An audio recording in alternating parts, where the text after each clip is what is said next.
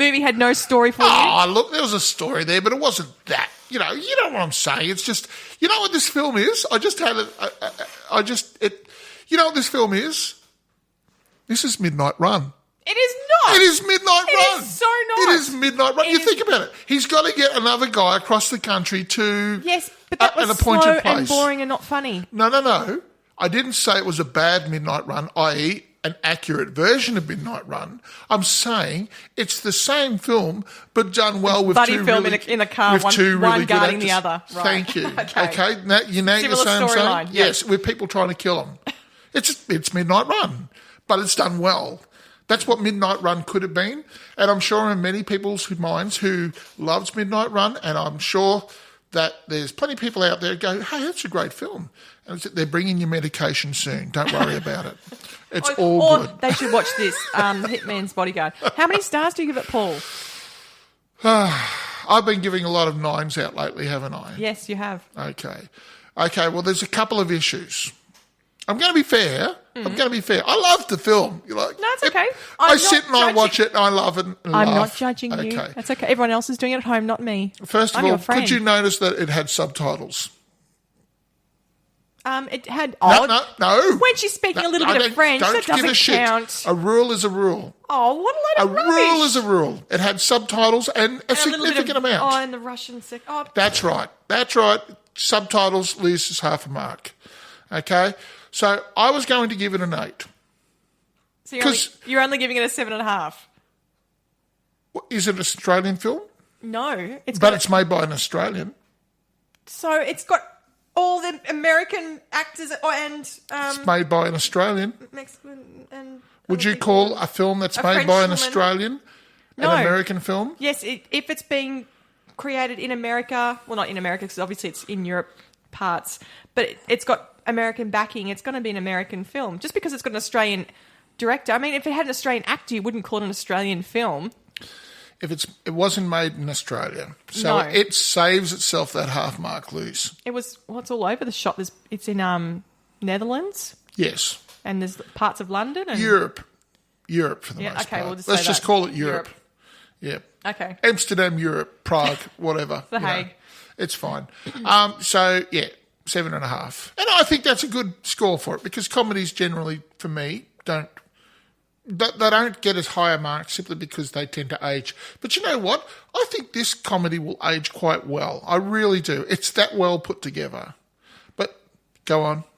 I'm giving it an 8. But you don't take half a mark off it for... Having to read stuff? No. Yeah. So there you go, half a mark difference. And I'm, for the first time, thank Christ, because it's been annoying me that I've been like at least 3 or 4 above you of late. And it's been really irritating me, like the dressmaker and all of that. Oh, speaking of the dressmaker, we've got time, we've got oodles of time. I've been speaking to a couple of other people on Twitter in regards to dressmaker, and there's quite a few of them who agree with you. I just thought I'd tell you that because nobody usually does. Oh, gosh, I like that. That makes me all warm and fuzzy inside. Because I asked this one lady from a podcast, and I probably should have put hers up for the thing. And I've listened to it a couple of times. It's very good, and I'll probably put it up next week. Okay. They are of the opinion, but you see, this is it. It spoke to me so strongly because it's Australian. And do you know what I mean? You lose points for being an Aussie film. You do that. That's why I make half a point difference because it doesn't represent. Can you see what I'm trying to say? If you're Australian and all of a sudden you get all warm and fuzzy simply because you're seeing terrain that you've probably seen when you're driving the truck down the road, right, that manipulates you more than if you were just sitting down and watching it from the other side of the world. People might give more points to something more exotic. Oh, well, that's up to them. What I'm saying is I don't think it matters. That's what I'm trying to say is I can't give it extra points just because it makes me feel better because I recognise a lot of the terrain, I recognise the accents, and that has a stronger impact on me. So I'm just trying to bring it back a little bit from just being a complete, Aussie fanatic on Aussie movies. Whatever makes you feel good, Paul. Well, that's why I do it. That's why I do it. That's because otherwise I I would I'd go, this film's great, it's a 9, and other people would sit there and go, it's really a 6. Well, that's because it was a 6. Wash your mouth out.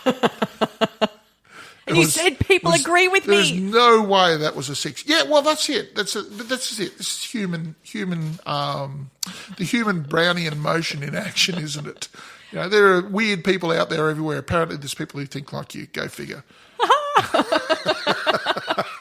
Anyway, so that was 7.5 stars from Paul and 8 stars from me for The Hitman's Bodyguard. Yep, it's terrific. I thoroughly recommend it to anybody. Guys, if the wife's been making you watch films like The Dressmaker and you're feeling a little resentful, it's time to put your hand up and say, let's watch this film. This will be great. Everyone will enjoy it. It's got something for everybody. That's it. That's what I'm saying. She'll be happy because she gets to watch a film that'll give her a good laugh because it is funny. And it's a rollicking good action film as well on top of that. So, yep. Awesome. Bang, bang. So, next week, Paul wants us to watch The Red Violin, which has Samuel L. Jackson in it. I think this might have to be the last film we do of his for a little while. I don't know. We'll see how far we can get. And I want to watch Welcome to Marwen. Welcome to who? Marwen. Am I pronouncing that correctly?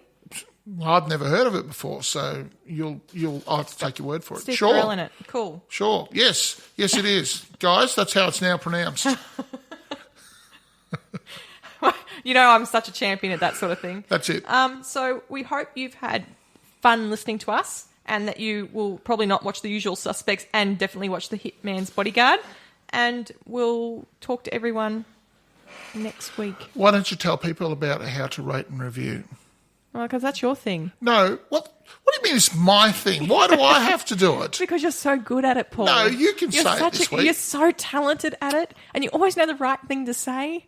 Ladies and gentlemen, after our heartfelt beg and plead last week for you to go to iTunes and rate and review this, those of you who did, awesome. Those of you who didn't, come on, guys, please. I think you're going to go, shame. Please. Shame. Ding, ding. All right, guys. All right, well, we'll see you next week. And we'll watch something about Marwens and something about violins. And violins. Awesome. It'll be riveting. Yeah. Bye. Geez, we know how to bring people in, don't we? Oh, hey? Stop it. Stop recording.